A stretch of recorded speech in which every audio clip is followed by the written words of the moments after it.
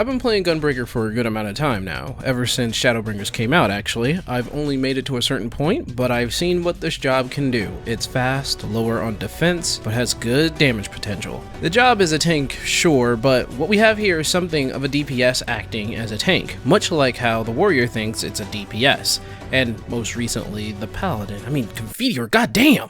As I said before, the job is a tank, but has more offensive qualities rather than defensive. Not saying it can't work as a tank, but primarily the Gunbreaker is a job that has offensiveness down to a T. What we'll be going over are some of the Gunbreaker's key points, some strategies for use, and how to optimize your battle experience. Meaning, we'll go over a rotation I found that has worked for me. Let's go over some key points for the Gunbreaker. As you may have already noticed, the Gunbreaker isn't very well supported with the best of defensive buffs. The best being Nebula, which is a 30% defensive boost, but it is primarily a staple buff, seeing how the other tanks have the same skill, only in different names. Other than that, it has Camouflage, which gives them a 10% reduction in damage, but 50% chance of parrying for 20 seconds, which you may think is pretty good, but chances of parrying doesn't justify the horrible number that is 10%. Parries also were quite nerfed in this expansion, so depending on it is only if you would combo it with another buff like Aurora. Heart of Stone is a much smaller The Blackest Night with a longer recast time and smaller defense of 15%. Using this, however, is better than anything you have up your sleeve since it's only 25 seconds. This means you'll be able to use it a lot, preferably during almost every fight, small or large.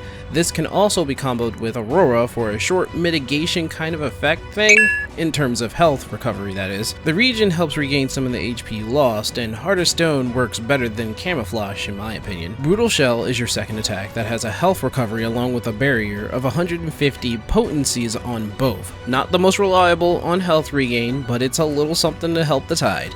To be honest, the recovery is not so noticeable, so don't depend on it too much. Last, we have Super Bolide, which is a weird invincible skill that manually takes you down to 1 HP with 8 seconds of invulnerability. But its use is situational, even compared to Living Dead, which stands to be the worst invuln in the game. Not sure why it's 8 seconds or why you must put yourself down to a critical state, but at least you don't die if you're not fully healed like the Dark Knight in 10 seconds. So as you can see, the Gunbreaker isn't so defensive, and the reason I had to put this out there was because many new Gunbreakers seem to forget that they have buffs at times and go full DPS for some reason. Remember, Gunbreakers are tanks, so no matter what, knowing their defenses will help you in the long run, and use those buffs. Please, use the buffs. No, I'm serious, use the buffs. I can't say this any louder, use the buffs! As they have weaker defenses compared to their tank brothers, you'll be heavily relying on your healer for mitigation and heals. And seeing as Shadowbringers has brought a sort of balance where mobs hit harder with less HP to them, healers should realize that they need to heal more instead of exploding things.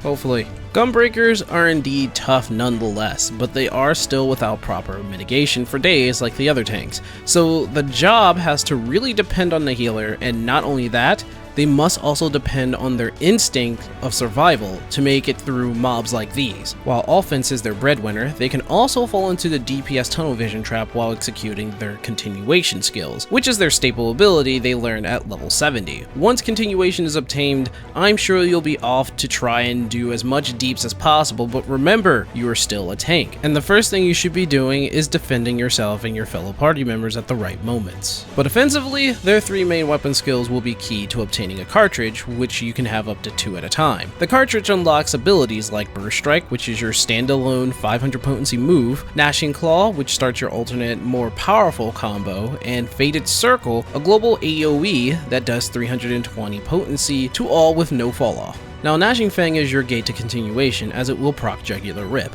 This will have you do the next skill, Savage Claw, which will proc Abdomen Tear. This will then be followed by the next skill, Wicked Talon, and then finish with an Eye Gouge. This gives you a 6-hit combo that leads for quite the potency raise. Though Gnashing Fang, Savage Claw, and Wicked Talon are much higher in potency, the continuation procs are off globals that just add to the potency, and done the right way, you could see some high numbers. But in order to understand that, we must move on to strategy.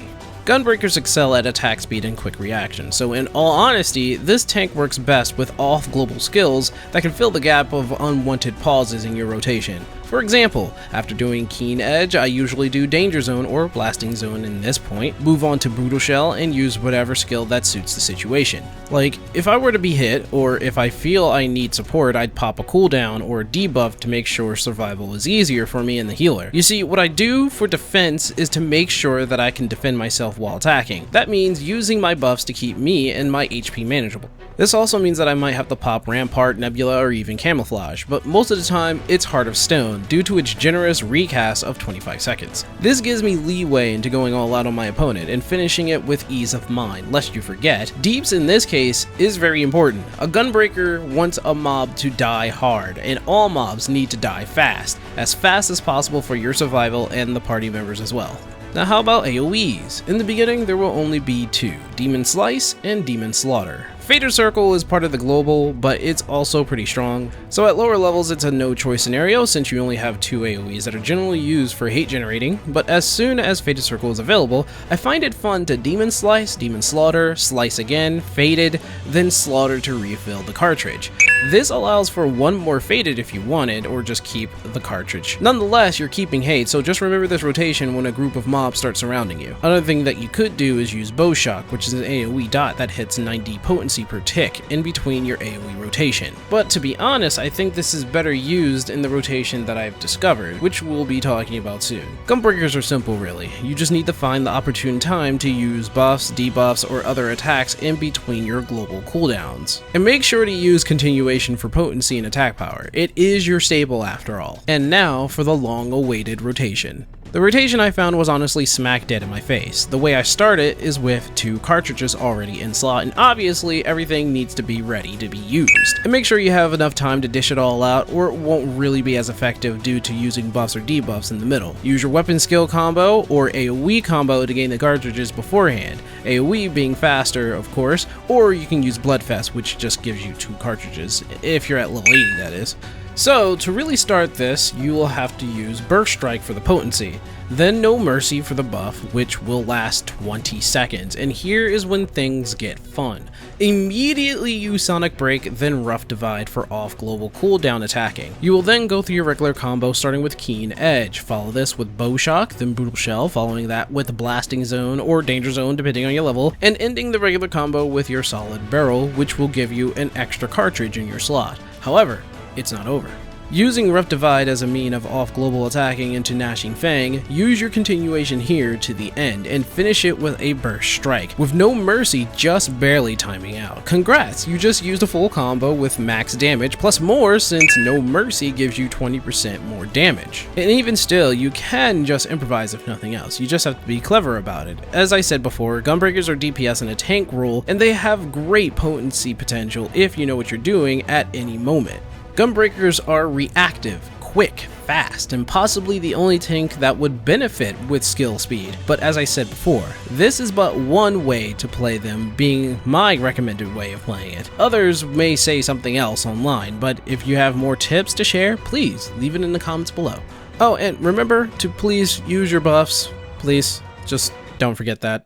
Hey guys, thanks for watching and thank you for making it to the end of the video. If you haven't subbed already, please sub to me. And if you haven't left a like yet, do that too. Plus, share this with your friends, families, uncles, neighbors, and people who also play Final Fantasy. It would surely help me become a person that doesn't have to depend on the economy of the outside world. But alas, we must end this video. So, what should I tackle next? I do plan on taking on all the tanks, but my next project will probably be Dark Knight, and then Dancer, and then whatever means whatever. I don't know. I'm just doing it by ear now. Anyway, thank you guys for watching the video. Please support me over not on just YouTube, but Twitch, where I do regular streams. I'm trying to do it every day as much as I can, and where I can answer any of you guys' questions. I'm a bigger lore guy, so I think the lores is going to be next after this guide, and there are a lot of things that we need to touch up on with that. Anyway, I'll see you guys in the next video, and have fun.